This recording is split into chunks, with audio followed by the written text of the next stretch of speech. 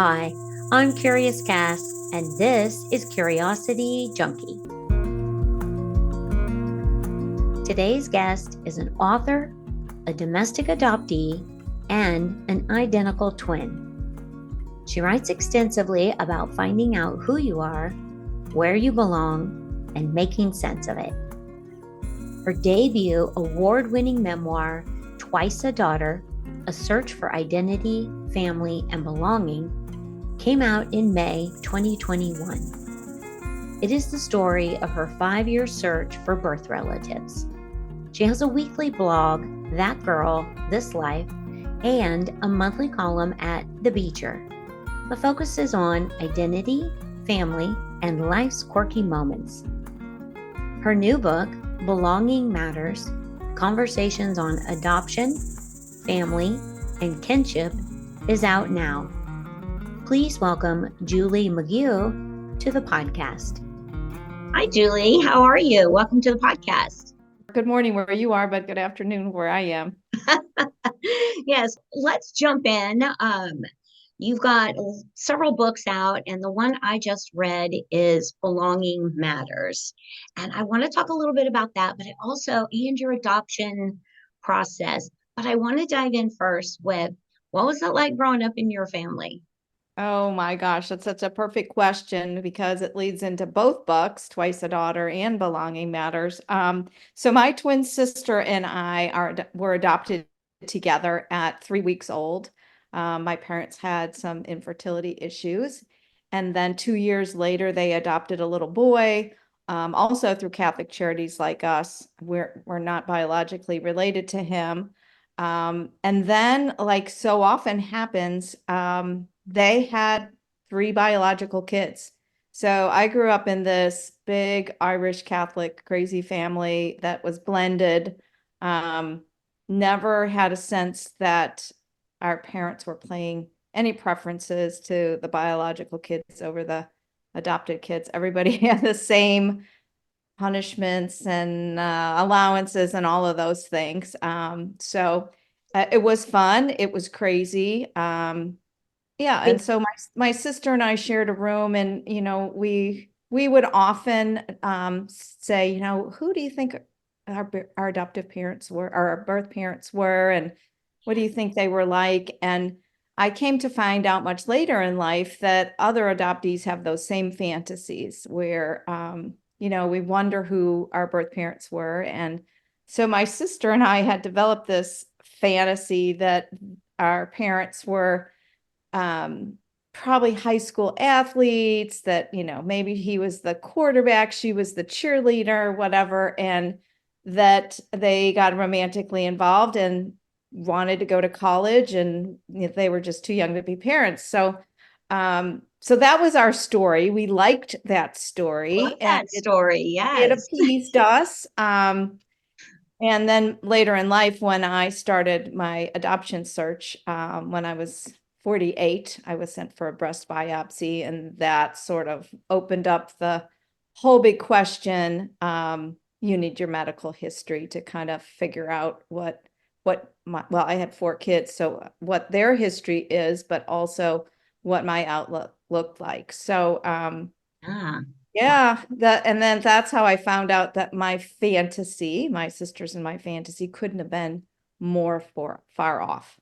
Oh, wow. Okay. Well, I do want to talk a little bit about the connection you have with your twin sister, Sure. because I know that's a special bond. My sister and I are friends with a set of twins, and it's just a completely different kind of connection.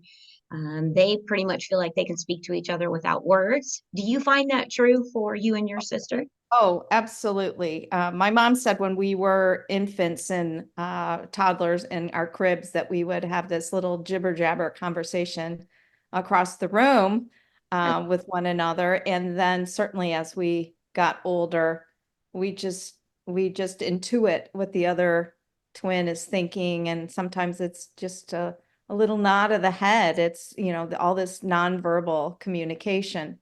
For us, the fact that, we didn't know we were identical twins until DNA analysis about 15 years ago. We were told we were fraternal twins, which is a whole different ball game. You don't expect to be exactly alike when you're fraternal. But we really are crazy similar. We show up even now at 65, we'll show up with the same pants on and the same shoes without ever having spoken to one another. But what's interesting about being a twin and being adopted is, so much of adoptees' longing is to know who you look like, know Mm, who you act like, who you resemble. And I had the luxury of that. I knew that I looked like her, that we were so similar. And I like to say it takes the jagged edges off of being an adoptee by having a full sibling to grow up with. So, but we still had a lot of the same concerns that adoptees share. And yes. she was very right by my side when I had that breast biopsy at 48. She was completely healthy. It was my health concern, but she and I decided together that we would go down this path of adoption search, and not knowing that we would reunite with anybody, but just to get this medical history that we would both benefit, and that our children would benefit from having too. So in the book, you kind of mention, and maybe it's in both books, but I did read that your parents were very open with you and your sister about the adoption, and had conversations with you on a regular basis around it, and if you ever wanted to search. And I'm curious, having those conversations, did it make it? Because I think adoption would be a struggle because we're all searching for belonging, right? Like we all want to belong to a group, to a family, and even within families where children are biologically yours, there Yes. still can be divorce and abandonment. And I found as I was going through your book, I was connecting with that belonging piece and the possible abandonment feelings because I come from a divorce, situation. And I was just like, isn't that interesting how even though this is about adoption and that process and how you felt going through it, it also is very relatable to anyone Mhm. and those that may come from divorce families. And Yes. yeah, I just wondered how did that make you feel having that open conversation? Because I think, you know, I know people that have adopted children, and I always think, what is that like for the child? We have no idea. And is it better to be open, or is it better to just not talk about it? Or, how did you feel about that? Um, well, I appreciated my parents' conversation. They did that periodically around our birthday, reiterating how much they loved us and how much they wanted us. And we felt that. It was without a doubt. It was the era of the bigger family you can have, the better off you were in society. It was the society of big families. So we felt that, and it felt genuine. We also had the sense, though, that um, my mom might not react too well to that. And when you're a kid, and back to your belonging and attachment uh, questions, you don't want to threaten it. You don't know if, as a kid, if I act like I'm unhappy, does that mean they're going to give us back and we'll get another new set of parents? So there's all of those things kind of percolating, not settling, Mhm. but that's in the back of your mind. And certainly perfectionism comes into play with adoptees. You want to be the best kid possible. A lot of Me. adoptees. Yeah. So that, you're well loved, you're well respected, and you have a place in your family. Certainly there's the angry adoptee, though, that they've internalized this anger about the abandonment that they act out. And my brother was a lot like that, the one that was 2 years younger than us. He was constantly needling my mom, and I think he really just had a lot of questions he wasn't able to verbalize, and he was an angry kid. But the abandonment is a big piece. While we didn't really acknowledge that we felt abandoned? We did. And nowadays, with open adoption, I was adopted through closed adoption, there is information passed on to adoptees based on the conversation with the adoptive parent and birth parent. So they have an idea why adoption was the plan made for them. We had no idea, hence the fantasies of making up these things. And so, there's been a lot of books written about adoption and that it is a trauma. It is a trauma from the very beginning, this primal wound, because you've been attached to a mother, literally attached, and then that attachment is severed. So adoption is traumatic, whether, the child internalizes that, maybe it causes health issues. You and I exchanged information about that. There is some way of manifesting the loss. And then for those of us that decide we want to connect in some way to our first families, there can be secondary loss because there's more rejection if they do not want that contact. In my first book, Twice a Daughter, it's the memoir of what happened after this breast biopsy and trying to connect to my birth parents to get my medical history. And there was secondary rejection on both of their parts. One ended up changing their mind, and we did end up meeting and having a relationship. But adoptees are not the only ones with loss in this equation. Call it the adoption equation. Certainly, birth parents have a lot of loss too. They lose the ability to raise their biological child, whether it's their choice or not. They still lose that connection to their child. Mm-hmm. And most adoptive parents, land on adoption for many reasons, but usually because of infertility. So the whole equation is surrounding loss of some sort and abandonment issues and attachment issues. Absolutely. Yes. And trauma, that's a great point. And the fact that you did have the medical issue, sometimes trauma does get trapped in the body. I'm a firm believer in that and is, a way of saying, hey, we have something we need to deal with. Yeah. So, yeah, it makes me kind of curious. Like, was your body actually telling you this is really a thing for you? It's underlying. You really do want to know, like, start In searching. retrospect, Cassie, I look back and I think absolutely. When you have twins, usually there's one that's a little sicklier or one that's a little healthier. I mean, we weigh 5 pounds each of us. We were healthy infants. We were always right neck and neck with height and weight and growth patterns and all of that. But I had all these health issues. I had ear infections, my tonsils out, and then as a middle-aged woman, I had all these female issues. And they just kept percolating. And, that's what led to the breast biopsy and didn't actually end up having cancer, but that definitely runs in my family's bloodline. Anyway, I figured out who both my birth parents were. I figured out my story. I've got some new relatives that I'm very connected to.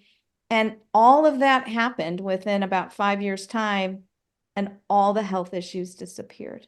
And the Wow. whole time, my sister never had any of those. So I like to tell her that I was the scapegoat for both of us, and I did all the work that we both benefited from. And yeah, Yes. so I really want to read that book, The Body Keeps the Score. I haven't read it yet, Yes. but It's a great one. I would really like to read it now, looking back in hindsight. Yes, yes. You'd probably just like connect dots all over the place. Yes. Sure, I love it. sure. Well, um, I, as I was reading through this, I think how brave, because I do think it would be very challenging as an adopted child to think about the rejection, the possible rejection. If you reach out, if you search for your parents, because it was closed adoption. So, they didn't want to be contacted at some point. They chose, no, we're done. And that's okay. But I'm just curious, like, and I know you had the health thing, so that really kind of prompted it.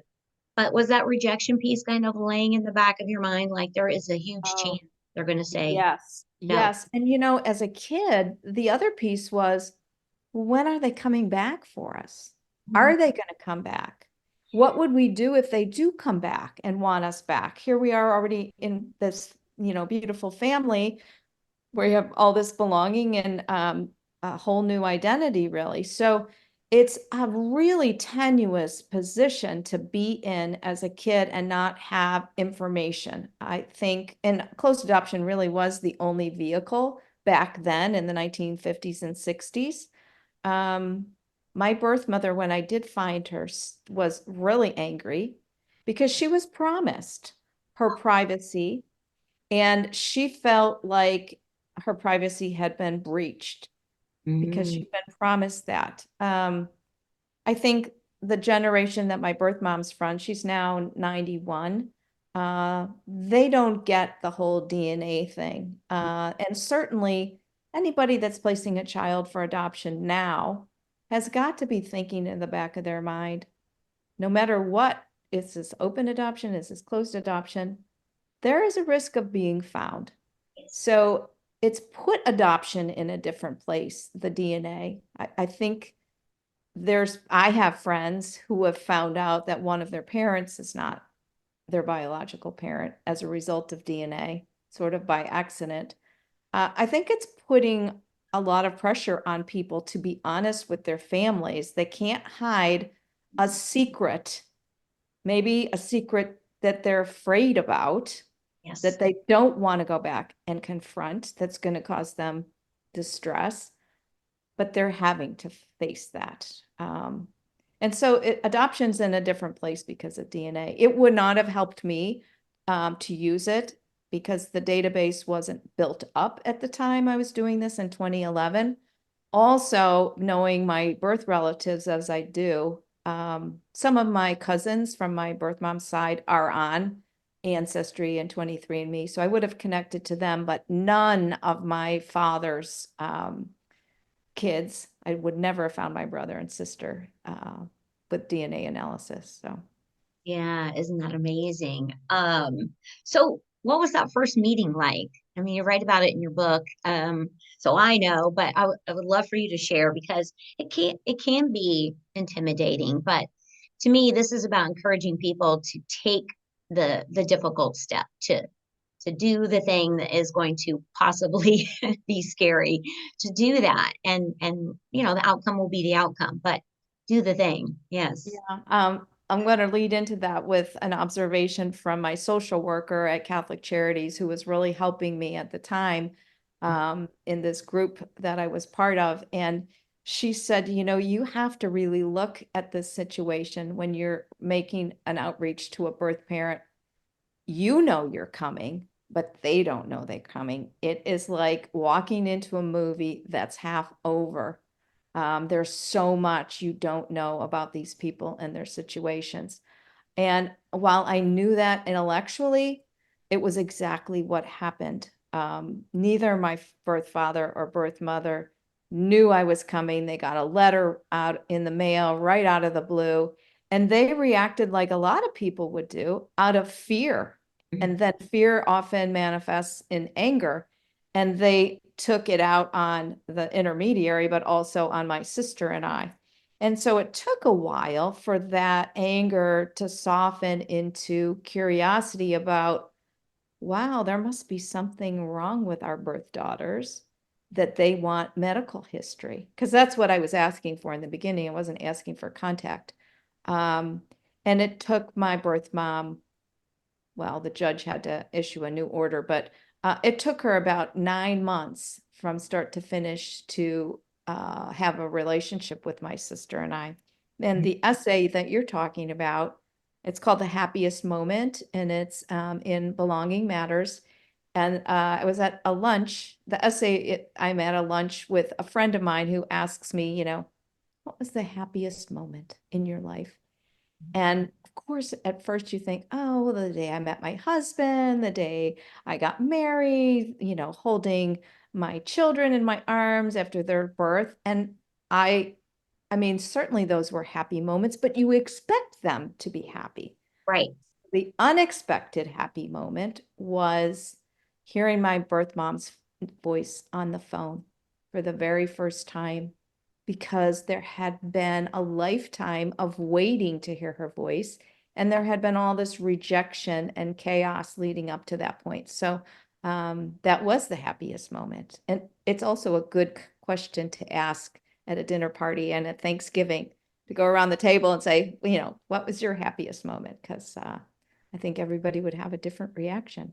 Absolutely. And was her voice at all what you thought it was going to be? Because you had the story of who they were and what had happened, and I would imagine there's a voice there. Yeah, yes and no. I knew that she was a school teacher, so she had that school teacher, crispness, kind of almost matter of fact, but ordering kind of. But it was also older. When I found her, she was in her late 70s, so she had an older woman's voice, and it took me aback because I would have liked to have known her as a younger woman. Mhm. And probably vice versa. She probably would say the same thing. So she's still alive and we're still in contact. So And that's that's, 91. Well, you have longevity. yes. That's awesome. Okay, so one of the things you talked about in the book was Mother's Day. And I love that you kind of differentiated and make a special time for your mother prior to Mother's Day, and then your mom, Mother's Day, and that you also labeled them different. Mother is your birth mother, and well, not, yes, I guess birth. And then mom is the mom who raised you. So you Correct. consider her mom. And I love that because that's how you identify with your mom. She's mom. And And she gets Mother's Day. That is her day. And the day before Mother's Day is a nationally recognized day as Birth Mother's Day. Um, And honestly, I recognize Mother's Day for both of them because my birth mom was like, sort of wishy-washy about it. But I also have another mother, and that was my mother-in-law, who my husband's mom, who was probably one of the most influential people in my life through this whole process. She was an impartial party. She was also a writer, and she was deeply curious and empathic with me over what was happening. And she didn't take sides between my birth mom and my adoptive mom, who wasn't happy that I was down this path of finding this other mother. Um, but because I felt her support and her love, she was almost, besides my twin sister, she was my second phone call all the time when some big break came in the case. And and then she'd say, and did you think about this? And did you think about that? And I hope you're writing this down. So she gets so much credit all the time for this writing journey that evolved from this crazy story that I didn't even know I was going to do until I had a breast biopsy. So that's something I would pass on to the listeners, is that even later in life, your life path can take this big swerve and then another swerve. And just to be open and go with it, because sometimes it goes down a path that you are going to so welcome mm, when you need it most. So, and that certainly has been the case with talking about adoption, talking about writing books. It's been a wonderful chapter now that I have adult children and grandchildren. So it's given me a purpose, a higher purpose. yeah, And my book, Twice a Daughter, I wrote it because it's got crazy stuff happens, and I find a brother and a sister. Turns out that I knew my brother, but I didn't know he was my brother. He'd married the girl next door, literally. So it had all these synchronicities, and um, it evolved into such a crazy story that writing it. Writing it was not the plan when I started off, but it certainly became the plan. And as I found out from other adoptees in my circle, most of my story was everybody else's story too. Mm, Uh, Conflicted relationships with adoptive parents over tackling this, mm, um, contact with birth relatives that didn't want to be found and didn't want to introduce you or tell their secret to their immediate family. So the book became bigger than me. And so many people that are my age that are from the closed adoption era are also writing their memoirs, mm. and we mutually support one another. It's wonderful to be in that community. I had no idea how much I would welcome being in this space of birth parents, adoptive parents, and other adoptees, just talking through this really complicated issue of who do you belong to? What's your identity? Um, who's your family? Of course, they're all our family. We don't have to draw a line in the sand and say, I belong more to this family than this family. I belong to both. Both of them make up who I am, and I don't have to choose. Sometimes we get put in the position where we have to choose. I'm grateful that my adoptive parents didn't say, it's us or them. You gotta, Right. and they didn't do that. But sometimes that does happen. And Yes. that's a terrible, terrible dilemma to be in. Yeah, that goes back to the fear of, if I reach out, all of these things could happen. So I can see where it would be really almost terrifying to think about, okay, if I'm going to do this, there's a lot that could go on. You do mention that your mom was not super happy. Your adoptive mom was not super happy originally about you reaching out and kind of going into that. And I think I could totally relate to that because I have this beautiful bond with this child that is mine. And now here's this other mother who might steal her away. That would be my thought process. So how did your mom come to really kind of settle into that? Well, because she didn't want me to do it, but and also didn't want to be part of it, we had kind of a rift that started. She Mm. didn't want to know anything about the search. She didn't want to know anything about my birth mother. Um, and so I was on this parallel path with these two people.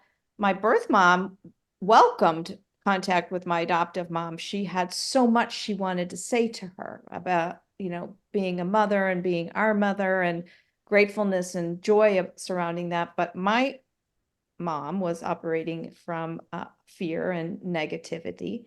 And so it was her coming around is an interesting part of the story. I call it the God wink moment. So this fact that I find this half brother and half sister, the half brother married the woman next door to our family lake cottage. We were passing and in on the beach and not knowing we were related. And once my brother and I figured out, oh my gosh, you're married to her. I tell my mom and dad that story, and they're like, wow, well, let's all get together and have dinner. We have to have this celebration of that we're all related and we didn't know we were related. That was the God wink moment that my brother and his relationship to our neighbor was what switched her around, realizing, no one's going to take my daughters away from me. They still belong to me. And now I can welcome all these people because I know them. So Yes. it was really the healing moment was discovering our connection to him. Oh, I love that. That's beautiful. Yeah. And then talking about like taking on and kind of extending family, you've extended your family kind of exponentially through this search. You have lots of distant cousins and large families. So let's talk about what that's like and how do you balance that? Because holidays have got to be a little crazy. Well, I have 4 children that are married and grandkids, so that has made holidays very complicated. But I have all these first cousins on my birth mom's side. And that is an interesting thing. My birth siblings and these first cousins are excited about getting to know, the sisters or the cousins that they didn't know they had. They have no baggage Mm, coming into the equation. They were completely accepting of my sister and I from the beginning. nice. Um, Birth father, not. I never met him. He did not want to meet my sister and I. He was fine with my half brother and sister having a relationship with us, but he was completely hands off. I had a great dad growing up. So while I was hurt that he didn't even want to meet us, and I would have really liked to have set eyes on him, Mm, I didn't feel like I missed out because I had this great relationship with the dad that raised me. The mm-hmm. conversation that surprised me the most, and I worried about this, were the siblings I grew up with.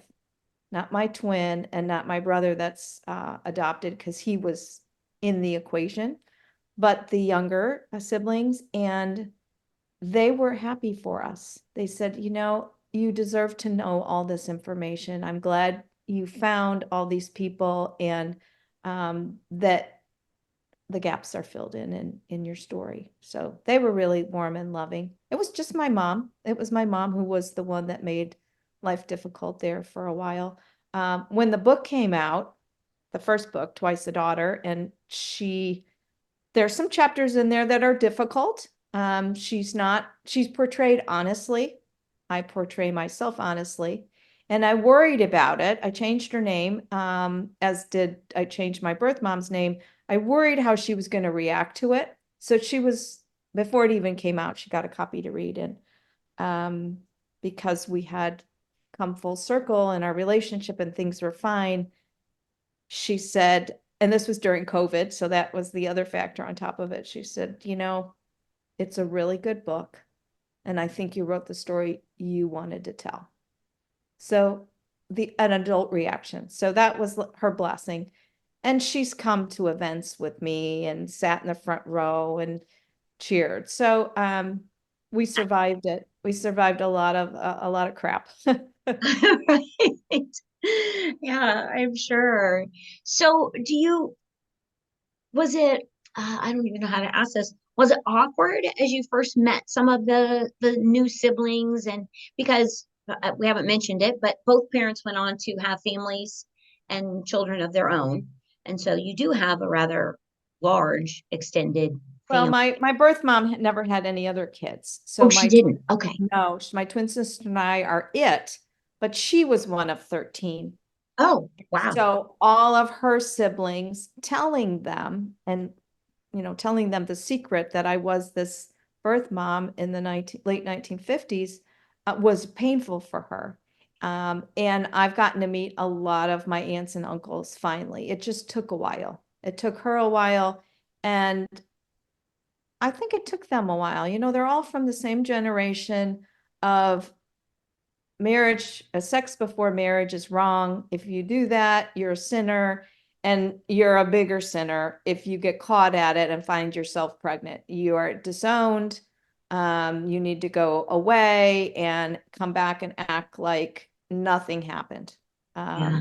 And work towards redemption. As a result, she was a single mom, a single person till she was 48. And then she married for the first time at that age. So it scarred her for a long time, her experience of being an unwed mom and my birth father not agreeing to marry her. So Hmm.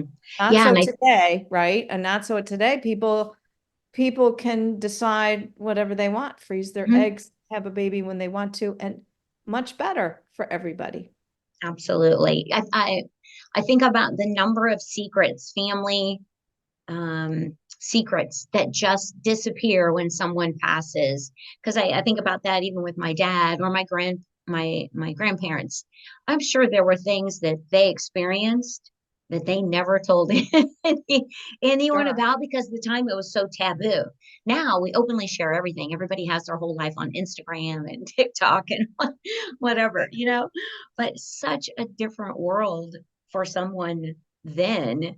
So I could see how that would be a little scary for her. Like, oh my gosh, I have to tell my whole family. This changes who they think I am. Yeah, Mhm. that would be rough. And her So, peers too. So she lives in a senior center now. We visit her occasionally, but not very often. It's very uncomfortable for all of us. mm, She doesn't know how to introduce us to the woman that lives next door. And she's been hurtful a couple of times by introducing us as friends visiting from Chicago as opposed to my daughters visiting from Chicago. yeah, And while I understand it intellectually, she's in this bubble of her peers that would judge her still yeah, as an unwed mother. It's nonetheless hurtful to me because I like who I am. I'm happy to be alive. I'm happy with my life. And so it's so foreign to be treated like that because my parents adored us. yes. Um, so it's a hard walk to walk. Hmm. Yeah, that would be hard. A little brutal, maybe. Mhm. Oh my goodness. Well, so you see her every so often and you have a fairly good connection with other siblings and cousins and family members.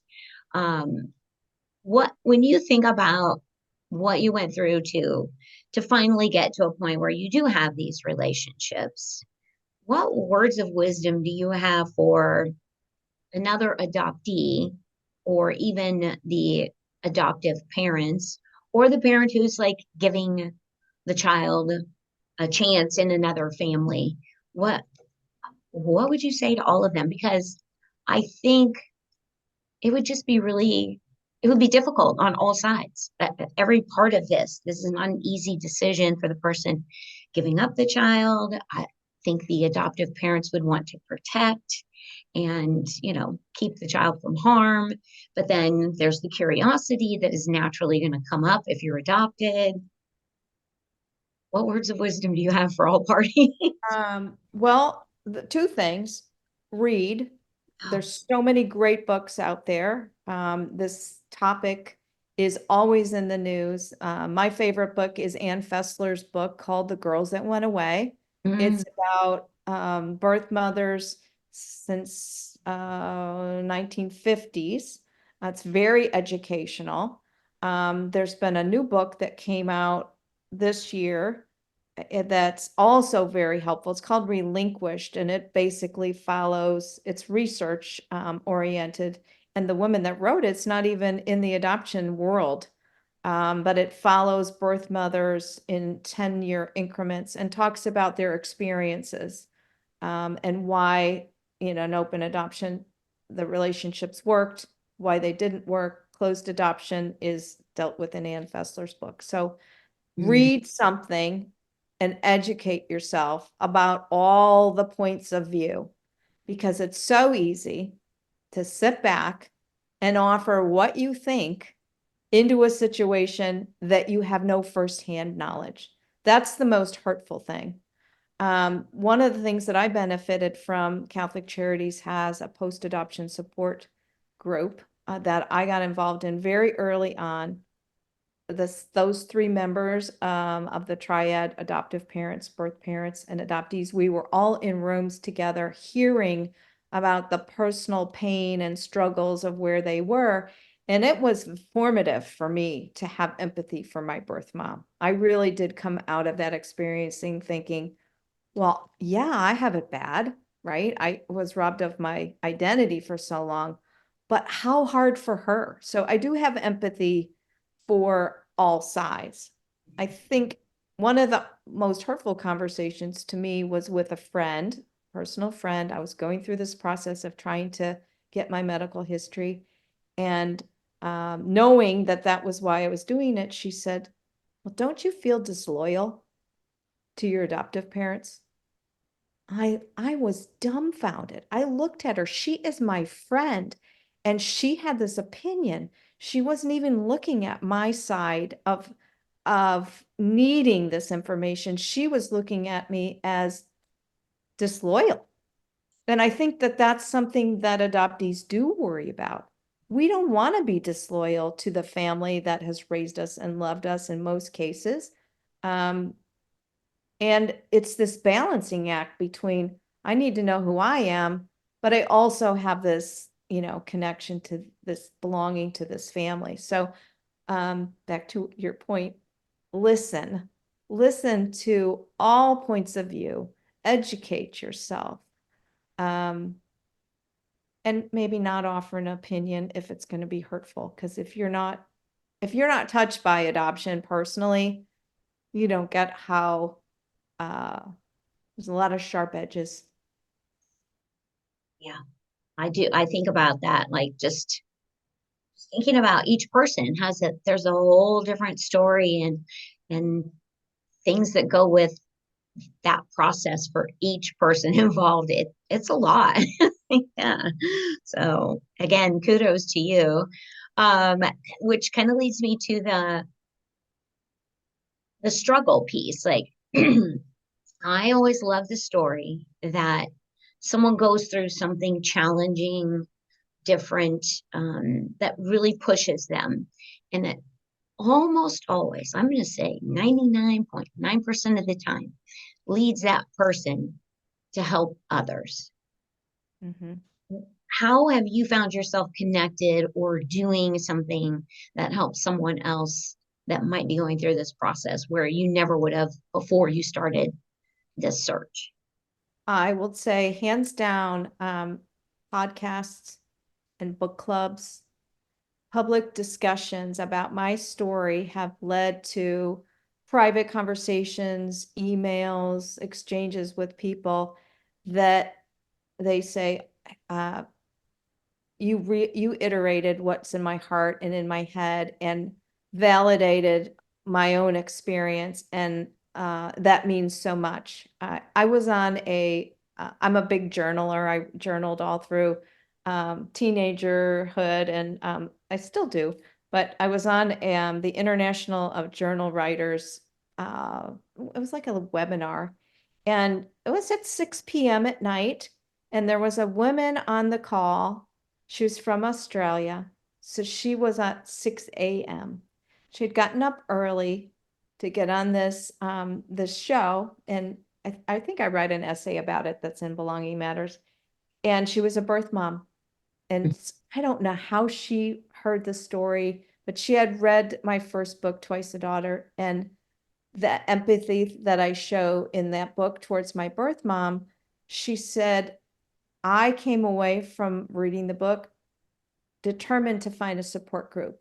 I didn't even know, and this broke my heart. I didn't know that there was a group like that for someone like me. So she needed to find a group that made her feel better about herself and her decisions.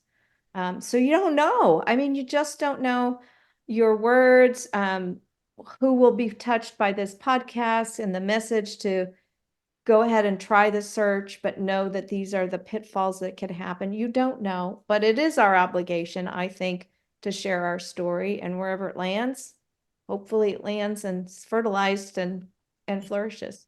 Absolutely. And I think the biggest message is you're not alone.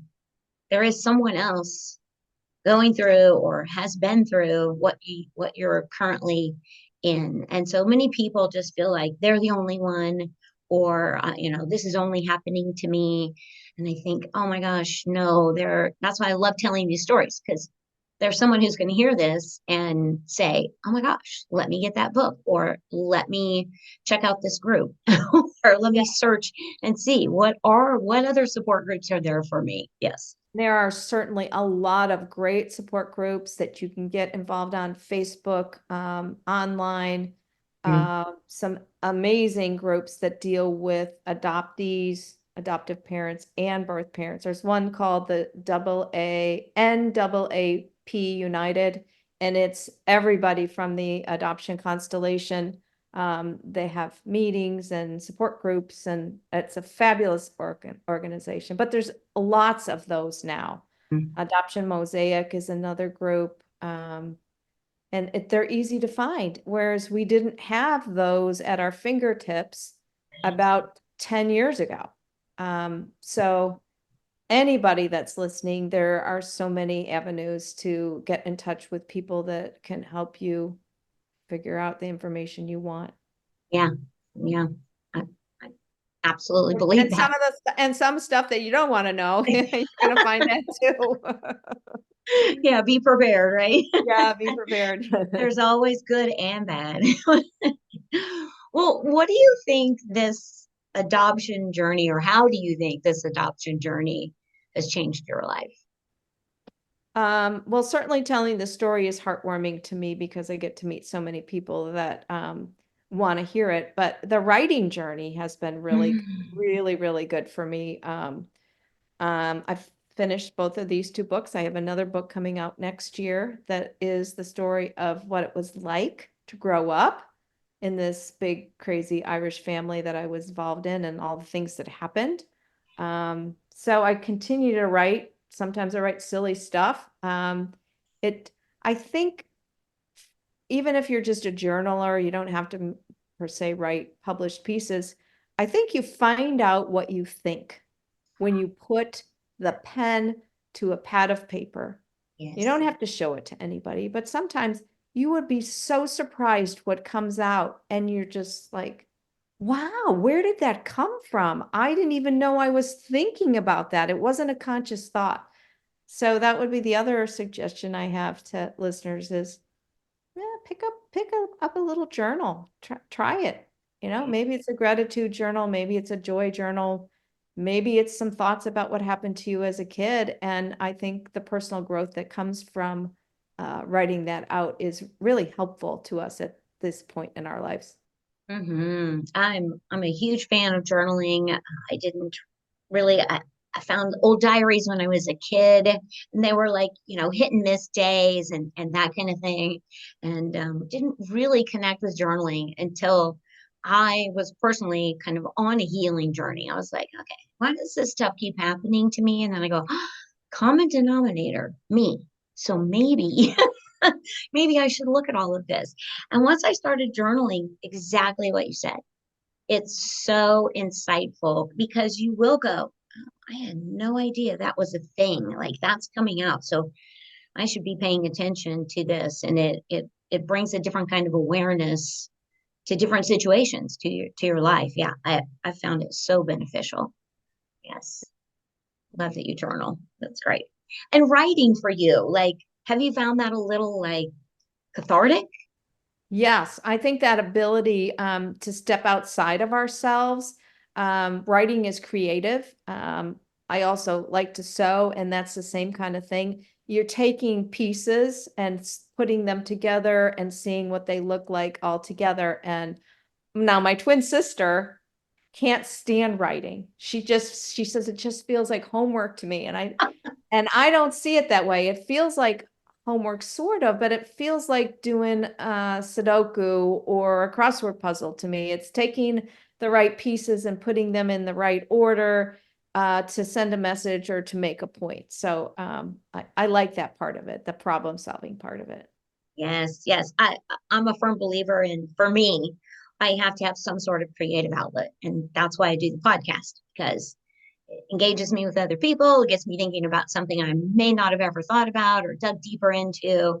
Find it absolutely fascinating. And I also love to quilt, and it's about the puzzle, putting all the pieces together. And yeah, so I love And it. having this beautiful thing at the end.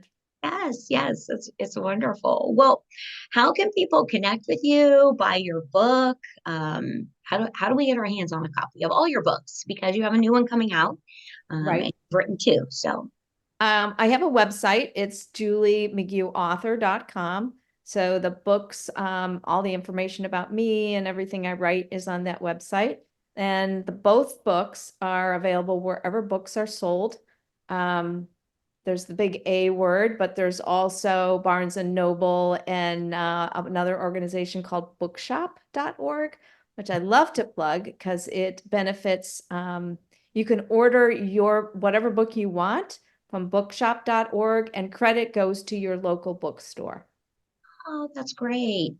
So, yeah. Yes, I like that. And I like to reference a lot of like previously owned bookshops because it is really important that everyone has an opportunity to read. And libraries are always good too. Yes, they are. And a lot of libraries carry my books because the American Library Association is really good about supporting authors and purchasing ebooks too. Mm, yes, that's great. I love that. I love a good audiobook because I can listen to it in my car.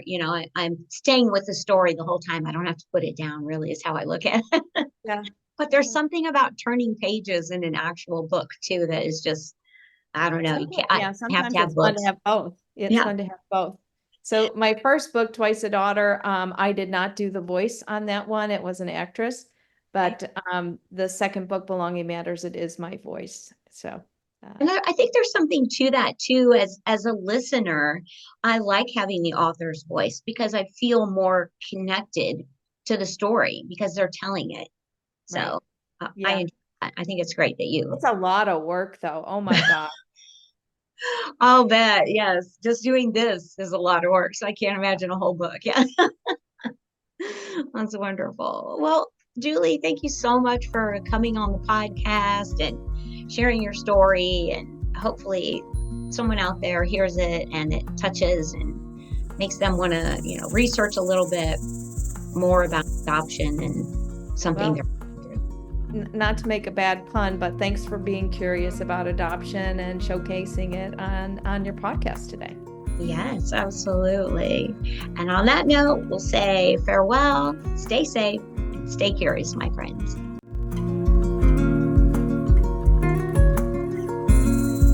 There's new music to the Curiosity Junkie podcast. It was created by Jonathan Adams, aka Sonic Yogi. For more relaxing music from Sonic Yogi, check out sonicyogi.com.